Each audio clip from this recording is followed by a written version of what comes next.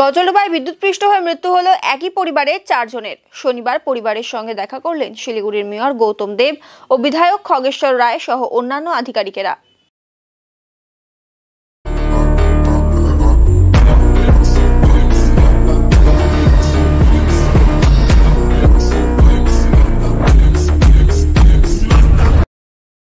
শুক্রবার মর্মান্তিক ঘটনাটি ঘটেছে রাজগঞ্জ ব্লকের গজলডোবা সংলগ্ন টাকিমারির ধূপগুড়ি বস্তি এলাকায়। বিদ্যুৎপৃষ্ট হয়ে মৃত্যু হয় একই পরিবারের 4 জনের। মৃতদের মধ্যে এক শিশু ও মহিলা রয়েছে।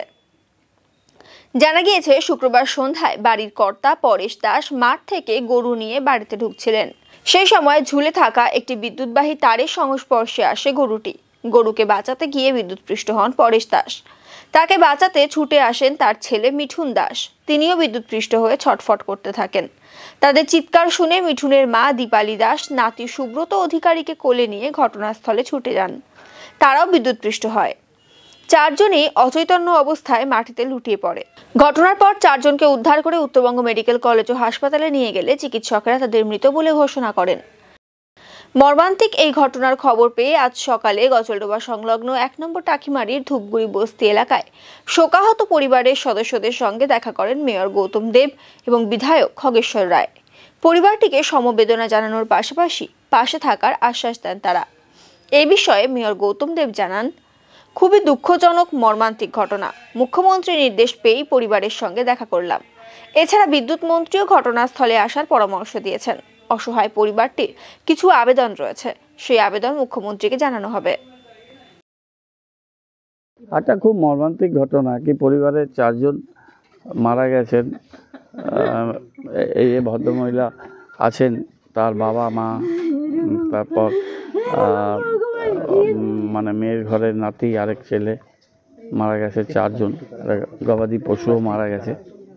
ঘটনাটা আমরা জানি যে কি কারণে এই বিষয়টি হয়েছে। আমরা অত্যন্ত দুঃখিত, মর্মাহত। গতকাল মাননীয় মুখ্যমন্ত্রী তিনি আমাকে নির্দেশ দেন যে এই দুর্ঘটনাগ্রস্ত জায়গায় যাওয়ার এবং এদের পরিবারের পাশে দাঁড়ানোর। বিদ্যুৎ মন্ত্রী অরূপ বিশ্বাস ফোন করেছিলেন, উনিও রাতে আমাকে বলেন যে এখানে আসতে পারলে ভালো হবে। তারপর রাত্রেবেলায় প্রশাসনের সাথে যোগাযোগ করে সকালবেলাতেই চলে এসেছি এবং তাদের প্রতি ফোনটা বন্ধ রাখো, তাদের প্রতি আমাদের সমবেদনা জানালাম। প্রশাসন থেকে যা যা সাহায্য করার, পুলিশ এবং তারা সাধারণ প্রশাসন, এখানে এসডিও আছেন, এসডিসিএলের জেডএম, অন্যান্য ডিস্ট্রিবিউশন কোম্পানির এসডিসিএলের তারা আছেন, এখানে স্থানীয় পুলিশ অফিসাররা আছেন, পুলিশ কমিশনারেটের অফিসাররা আছেন। সবাই মিলে আমরা আসলাম, দেখলাম। এই পোস্টমর্টমের জন্য জলপাইগুড়িতে এনবিএমসি এসে পাঠানো হয়েছে, সেখানে পোস্টমর্টম হবে এবং ওনার এই বাড়ি যিনি কর্তা ছিলেন তার এক ছেলে চেন্নাইতে থাকে, ও চেন্নাই থেকে আসছে, 2:30 নাগাদ হয়তো পৌঁছে যাবে। মেয়ে আছে, তার হাজব্যান্ড আছে, তারা আছে। তাদের প্রতি সমবেদনা জানাই এবং তারা কিছু কথা বলেছেন, সেটা আমি মুখ্যমন্ত্রীর কাছে, মাননীয় মুখ্যমন্ত্রীর কাছে পৌঁছে দেবো। আমি গতকাল হলদিবাড়িতে গেছিলাম বিশেষ কাজে আর কি। আমি শ্বশুরবাড়িতে আমি যখন বাড়িতে ব্যাক করি তখন 9:30 বাজে। হ্যাঁ, তখনই তার আগেই শুনেছি আর কি। দেন শোনার সাথে সাথে আমি চলে আসলাম, এসে দেখলাম সত্যি মর্মান্তিক ঘটনা যে একই পরিবারে 4 জন মারা গেছে এবং একটা গবাদি পশু একটা গাভী মারা গেছে। তার সাথে সাথে এখানকার যে আমাদের অঞ্চল সভাপতি যা আছে, পার্টির কথা বলি, যে অঞ্চল সভাপতি আছে এবং আমাদের প্রধান আছে, প্রধানের হাজব্যান্ড বা এখানকার প্রত্যেকের যারা পরিচিত আছে, যেমন ধরুনি, লিটন থেকে সবাইকে ডাকলাম, ডেকে এসে দেখলাম সত্যি মর্মান্তিক ঘটনা, কী অবস্থাটা।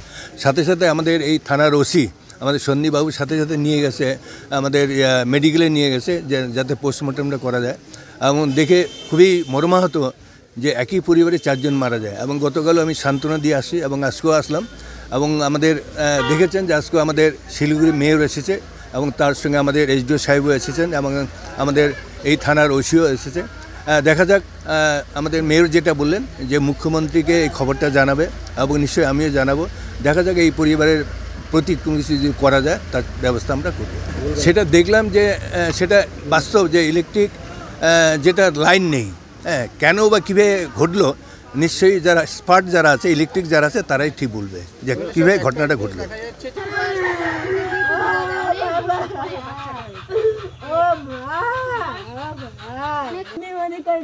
ছিলাম না বাড়ি বাড়ি থাকলে গরু বাসাতে আজকে যাই, আমার বাবা মা সবাই হারাইছে।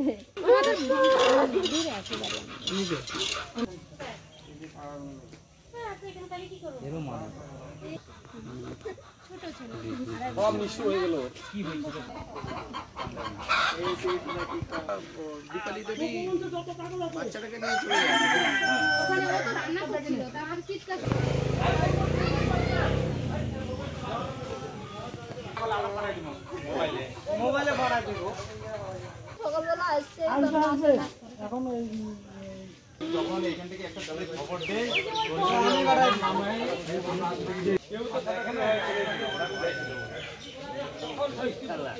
লাইন দিয়ে সবাই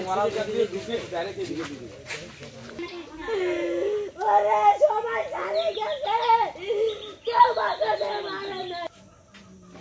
যেগুলো আছে সম্পূর্ণ কাগজগুলো